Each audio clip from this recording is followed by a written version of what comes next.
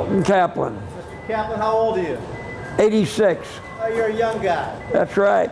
What time do you start your day? Between 1 and 1:30 every morning, 6 days a week, and occasionally on Sunday. It just never stops. The challenges are always there. I don't know what they are until I get down here. This morning I was down early. I automatically, the first thing I walk in, where's the problem? Rafa, would you get me down a pallet of aromas? Yeah. You don't like the lettuce. Who's that? Carl Watson. He says too light. Oh, who's that? Carl Watson. Carl said you want heavier lettuce? Yeah, he wanted more heavy. And what have you got, the liner? I got a liner. Pacific? Yeah. Give it to him. All right, I'll bill you 15. That's about $8 or $10 less than what they want for it. Have them make a bill for 3 lettuce at 15 and 12 tomatoes at 5. In this business, people have to like you. See, we're not in the main target area. We're away from it. And they've got to go about 5 minutes or 10 minutes out of their way to get here. But they come here. Come to see you, Milt. Basically, maybe so.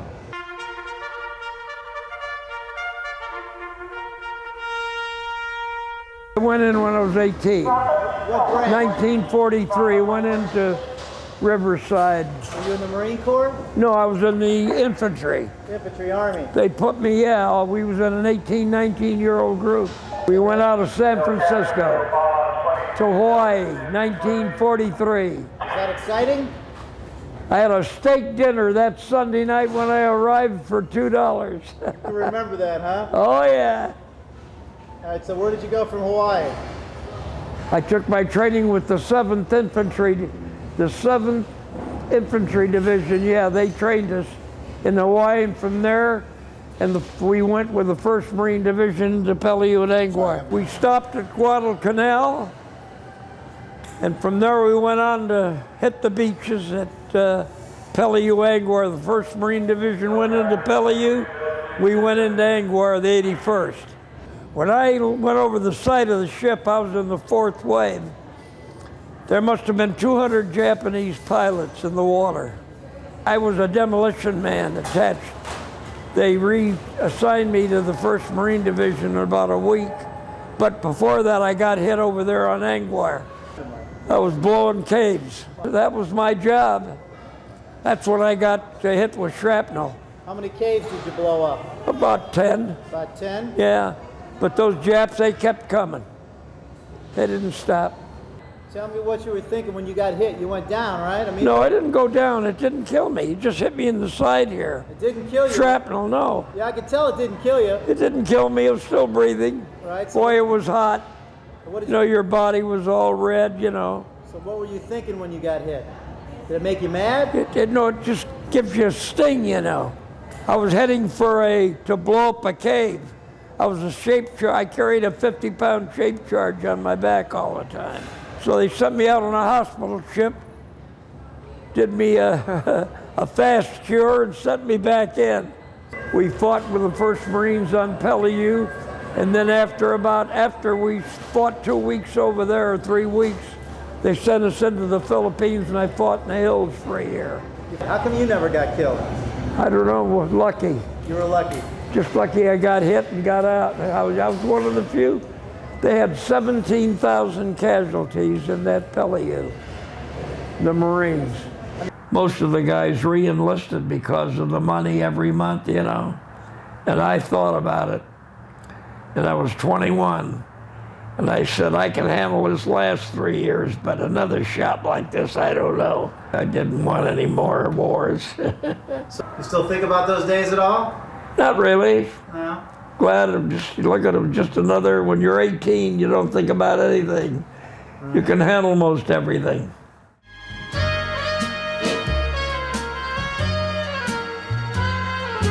Tell me how you met this character next to you. What year did you meet this guy? 1946. 1946. I was a senior in high school. What was your father's name and mother's name? Harry, and my mother's name was Dora. And where were they? My mother was born in Russia, and my dad was born in Israel. Ah, I see. I had family in Israel. We went to Israel for a trip to visit him, Do you speak? to visit his family. Do you speak Russian or Israeli? No, I don't speak any of those languages. My dad spoke about 7 languages. Is that right? And what did your dad do for a living? He was in the furniture business, worked for Hill Brothers Furniture Company, an old family, an old line family on Washington and Vermont. So you're second generation Angelino, right? I mean, your dad was first generation. You are a true Angelino. You're right, my wife the same way. So I used to take care of my brother and take him to ball games, because my family didn't know about those things. So I kind of raised my brother and gave a lot of my time to my brother. And then as I became successful in business, my brother got sick at 13, 14. My mother had a lot of problems with him. She took him finally back to Mayo Brothers. What kind of problems? He had osteomyelitis, which is a bone disease. She took him back to Mayo Brothers when he was 16. And they put a cast on him and he got cured. But I had a tremendous mother. She was so dominating and so loyal and so giving that it gave that a lot to me. And my mother was a dynamic woman, boys. She was all out for her kids. Whatever she had, she didn't care, as long as her children had different things. She died in the 60s. 1968 Halloween Day. She was about 70. Right. And she said, I'm very happy and I'm ready. A very brave woman. She said, thank God all of you are well and you're doing well, and that's all she cared about. She was so dynamic, What did she, and a pretty woman too. what did she think about you going into World War II? She used to walk the streets at night worrying about me, and then when the Army, I got hit. They sent her a wire, seriously injured in action.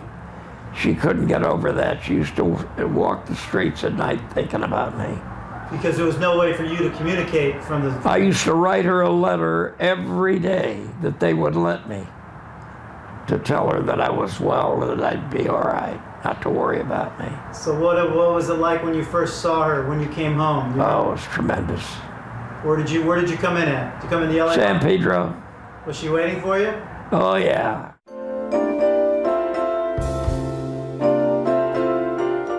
Tell me about all your children. Let's start with Teddy. He was the youngest. Let's start from the youngest. He was a doll. He had a smile that could light up the room. My teacher said, he gets such a smile. He lights up the room when he walks in. But he was devilish. Teddy was dead. He was so cute. He was so sweet. Right. He doesn't like, and he's still my baby. He doesn't like to hear that much. Well, you must be really proud of him. Very, so proud of him. Teddy, a great guy. Caring, giving, everybody has their ups and downs as they grow up. From the bad and from the losing, he became a winner. What you give in turn, I think, comes back tenfold. I'm a firm believer in that. Because what I gave during my lifespan always came back to me multiply with good things.